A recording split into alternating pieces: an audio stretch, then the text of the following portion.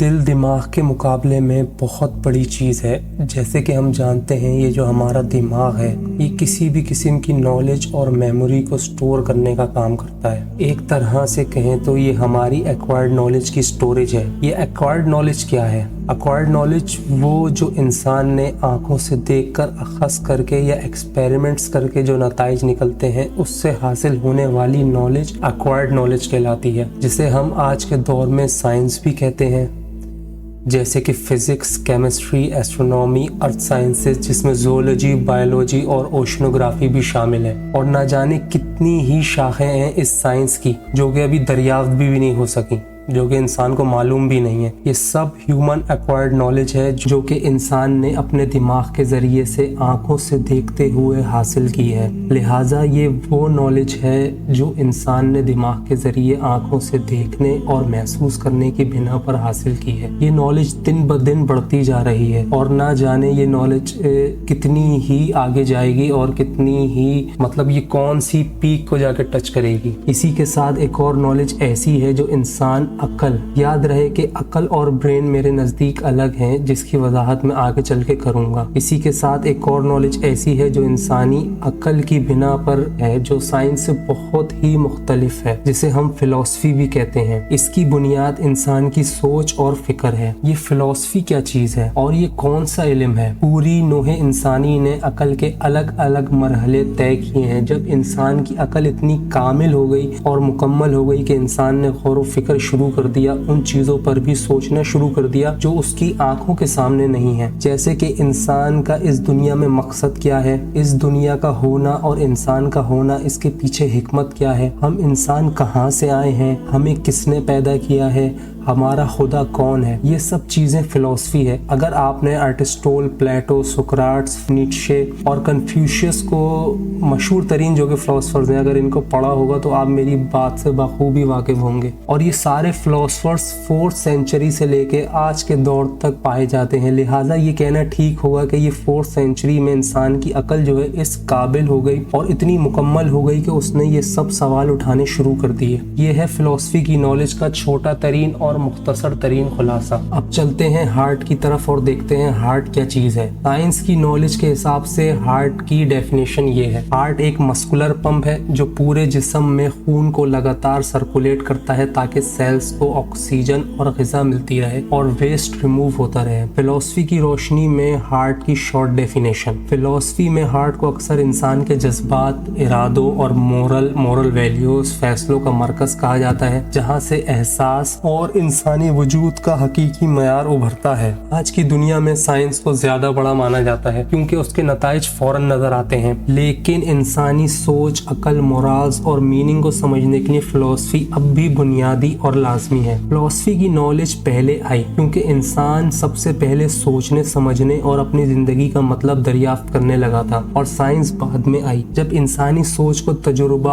Observation اور experiment کے ذریعے دنیا کو سمجھنے کا طریقہ ملا۔ ایک اور نالج ہے جس کا تعلق نہ تو برین سے ہے، نہ آنکھوں سے ہے، نہ سائنس سے ہے اور نہ ہی فلسفی سے ہے۔ ہاں، وہ ان چیزوں کو چیلنج کرتی ہے۔ انسانی عقل یا برین اس کو سائنس اور فلسفی کی نالج تک تو لے جا سکتا ہے، بٹ اس سے آگے نہیں۔ اس سے آگے کی حقیقت تک جو انسان کو لے جا سکتی ہے وہ ہے ریویلڈ نالج۔ اب یہ ریویلڈ نالج کیا ہے، جسے ہم اردو زبان میں وحی بھی کہتے ہیں۔ ریویلڈ نالج وہ نالج ہے جو انسان پر اللہ کی طرف سے وحی کے ذریعے آتی ہے، جو انسانی سوچ یا تجربے سے نہیں بلکہ اللہ کی طرف سے حاصل ہوتی ہے۔ پیغمبروں پر ریویلیشن کا سلسلہ، پیغمبروں پر وحی کا سلسلہ۔ حضرت آدم علیہ السلام، اللہ نے پہلے انسان کو علم دیا، مطلب کہ حضرت آدم علیہ السلام کو علم دیا، بیسک گائیڈنس اور زندگی کی بنیادی اصول سکھائے، قرآن میں آتا ہے، اور ہم نے آدم کو تمام چیزوں کے نام سکھا دیے۔ اب اگر اس کو آپ اینالائز کریں گے کہ تمام چیزوں کے نام سکھا دیے، اس سے مطلب کیا ہے، تو آپ کو پتہ لگے گا کہ جتنی بھی ہیومن کی نالج ہے، وہ کسی بھی چیز کے جو نالج کا آغاز ہوتا ہے، ہیومن نے جب بھی کسی چیز کی نالج کو اخذ کیا تو اس کو پہلے ایک نام دیا۔ کسی بھی چیز دریافت ہوئی تو پہلے انسان اس کو ایک نام دیتا ہے، وہاں سے اس چیز کو لے کے اس کی نالج شروع ہو جاتی ہے۔ سورہ بقرہ آیت 31 क़ुरान, हज़रत मूसा अलैहिस्सलाम की जो वही थी, जो उनको तख्तियों पे लिख के लाके दी गई, अल्लाह ने दी उनको, तो वो बेसिकली द 10 कमांडमेंट्स जिसको हम बाइबल में देखते हैं वो है शरीयत। उसमें जितने भी शरीयत के अहकाम हैं वो हैं। जबकि जो हज़रत ईसा अलैहिस्सलाम को जो इंजील दी गई, उन पे जो वही नाजिल की गई, उसमें तमाम हिकमत शामिल है। अब जो हज़रत मोहम्मद सल्लल्लाहु अलैहि वसल्लम पर जो आखिरी पैगम्बर है, इन पे जो कुरान नाजिल किया गया, इसमें दीन को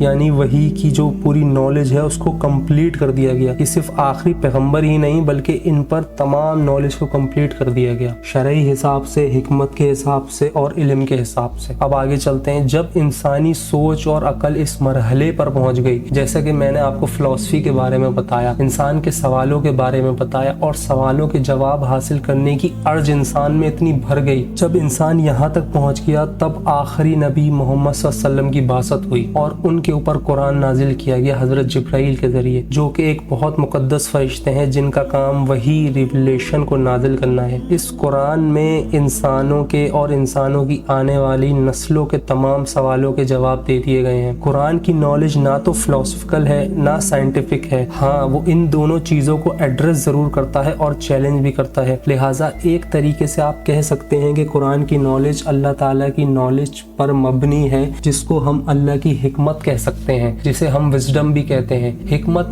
वो इल्म है और समझ है जो इंसान को सही फैसला करने, हक और गलत को पहचानने और जिंदगी में अमल के लिए राय राज दिखाने की सलाहियत देती है। अब मैं अपने उस टॉपिक की तरफ चलता हूँ कि दिल दिमाग से बड़ी चीज़ कैसे है। लिहाजा जब ये रिवील्ड नॉलेज हज़रत जिब्राइल अलैहिस्सलाम लेकर हज़रत मोहम्मद सल्लल्लाहु अलैहि वसल्लम पर गारे हिरा में नाजिल हुए, जो कि सूरह अलक में आता है। सूरह अलक में 1 से लेकर 5 आया। पढ़ो अपने रब के नाम से जिसने पैदा किया, उसने इंसान को एक अलक जमा हुआ खून, अलक के मायने है जमा हुआ खून से पैदा किया। पढ़ो और तुम्हारा रब सबसे ज्यादा करम वाला है, जिसने कलम से सिखाया, इंसान को वो सिखाया जो वो नहीं जानता था। अब ये जो 1 से लेकर 5 तक आयतें हैं, इसकी अगर आप हिकमत समझें तो, और इसका अगर पस मंजर मैं आपको समझाऊं कि क्या बैकग्राउंड था और ये किस तरह नाजिल हुई, तो ये तो बहुत लंबी बहस हो जाएगी। और इसके लिए मैं मुख्तसर आपको बताता चलूं कि ये शुरू में जब गारे हिरा में तकरीबन रिवायत में आता है कि नबी सल्लल्लाहु अलैहि वसल्लम बेदारी और गुनूदगी के बीच की हालत में थे, जो नींद और जागने की बीच की हालत होती है। तो उसमें जब फरिश्ते आए तो बाकायदा रिवायतों में आता है कि वो किसी तख्ती या किसी चीज़ पर लेकर आए ये आयतें और उनको कहा कि पढ़ो, दिखाया। तो नबी सल्लल्लाहु अलैहि वसल्लम ने फरमाया मैं तो नहीं जानता पढ़ना। तो ऐसा तो फरिश्ते ने उनको बीचा, पकड़ के दबाया ज़ोर से, और उनको ऐसा कि उनको तकलीफ हुई। इसी तरह ये मामला खैर 3 दफ़ा हुआ, फिर जो है ये आयत पूरी नाजिल होना शुरू हो गई। लिहाजा जब हज़रत जिब्राइल नाजिल हुए और ये आयत नाजिल की हज़रत मोहम्मद सल्लल्लाहु अलैहि वसल्लम पर, तो क्या उन्होंने ही अपने कानों से सुनी, बल्कि ये कुरान पूरा का पूरा हज़रत मोहम्मद सल्लल्लाहु अलैहि वसल्लम के दिल पर नाजिल हुआ है। ये दिल था नबी सल्लल्लाहु अलैहि वसल्लम का जो इस रिवील्ड नॉलेज का रेसिपिएंट है। इस आयत पर तवज्जो करें ना, अगर हम इसे किसी पहाड़ पर भी नाजिल करते तो उसके खौफ से वो फट जाता, इसलिए हमने इसे तुम्हारे दिल पर नाजिल किया ताकि तुम्हें आसानी हो। सूरह अल-क़यामा 16 से लेकर 17 आया। ये दिल इस रिवील्ड नॉलेज का रेसिपिएंट क्यों है, इसका जवाब तवील है, लेकिन मैं इसको आसान करके समझाने की कोशिश करता हूँ। जैसे कि हमें कुरान से पता चलता है कि फरिश्ते नूर से पैदा किए गए हैं और इनकी डायमेंशंस अलग हैं, जिसे